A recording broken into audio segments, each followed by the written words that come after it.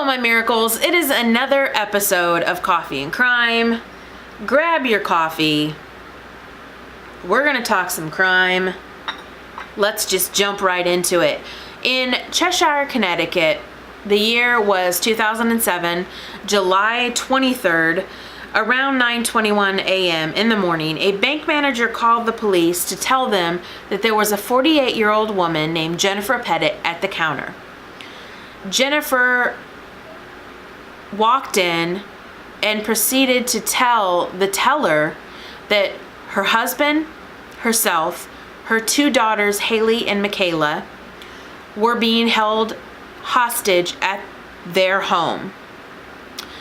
And one of the assailants had driven Jennifer to the bank and demanded Jennifer to pull out $15,000. Jennifer was told by these assailants that if she went to the cops or told anyone, everyone, including herself, would be killed. So the bank manager was on the phone with the police when she turned around and saw Jennifer Pettit walk out of the bank.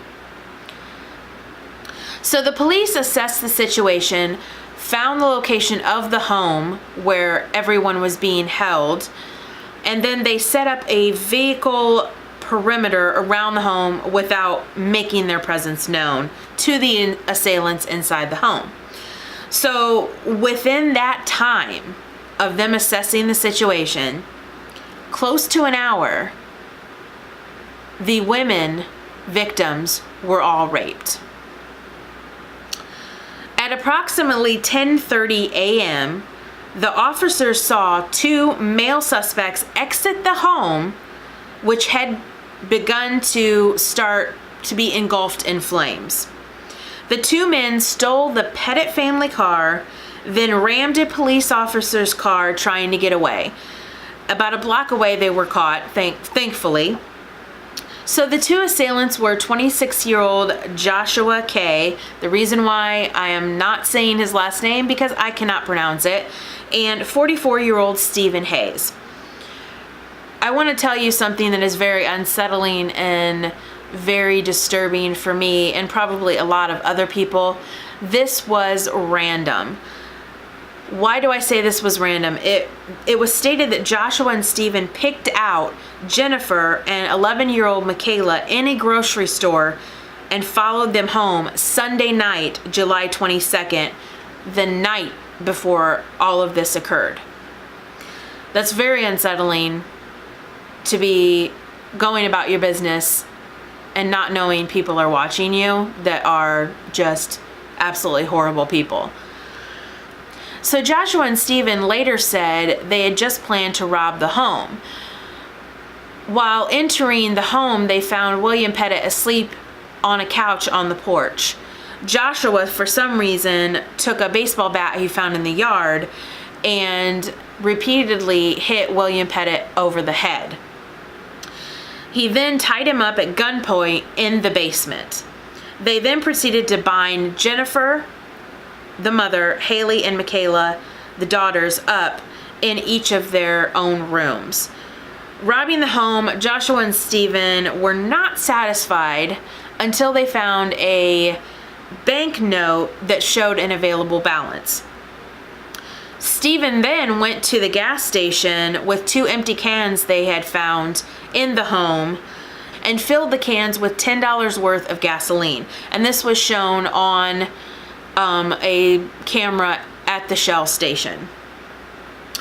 So after returning home, he took Jennifer Pettit to the bank to withdraw the money.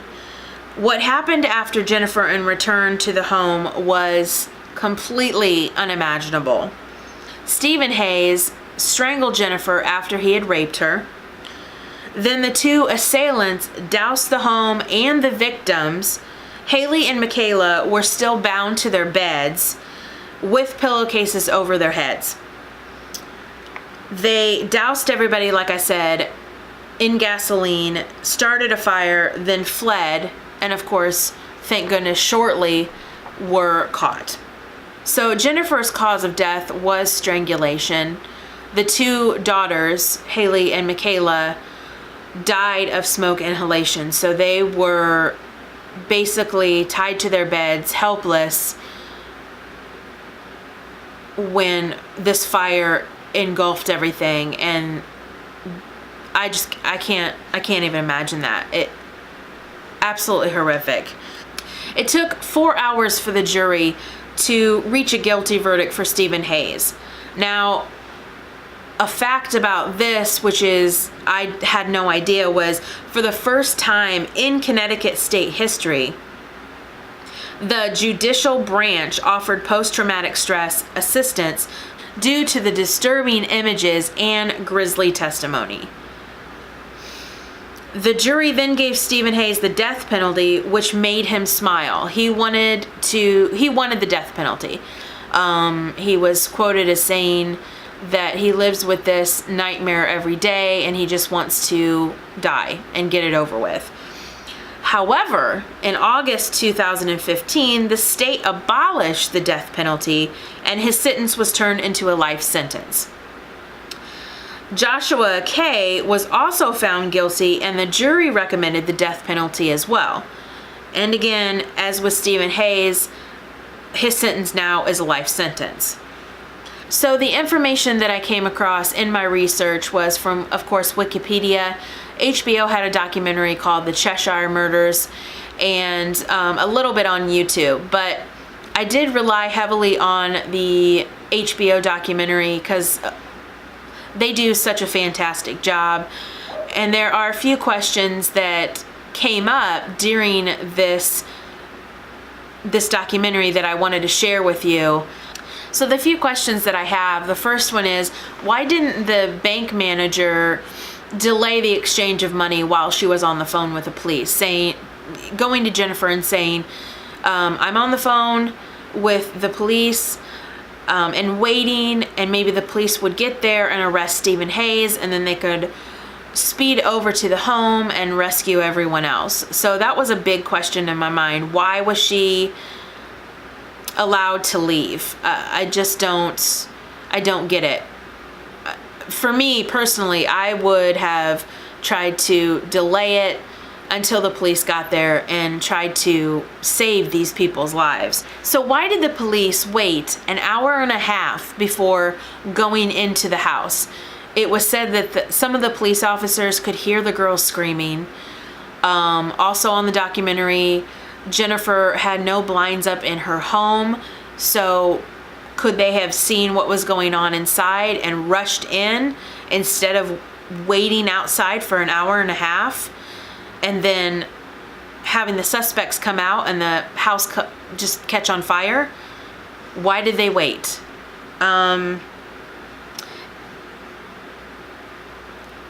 Honestly, we don't know what goes on in each person's mind, whether they're good or evil.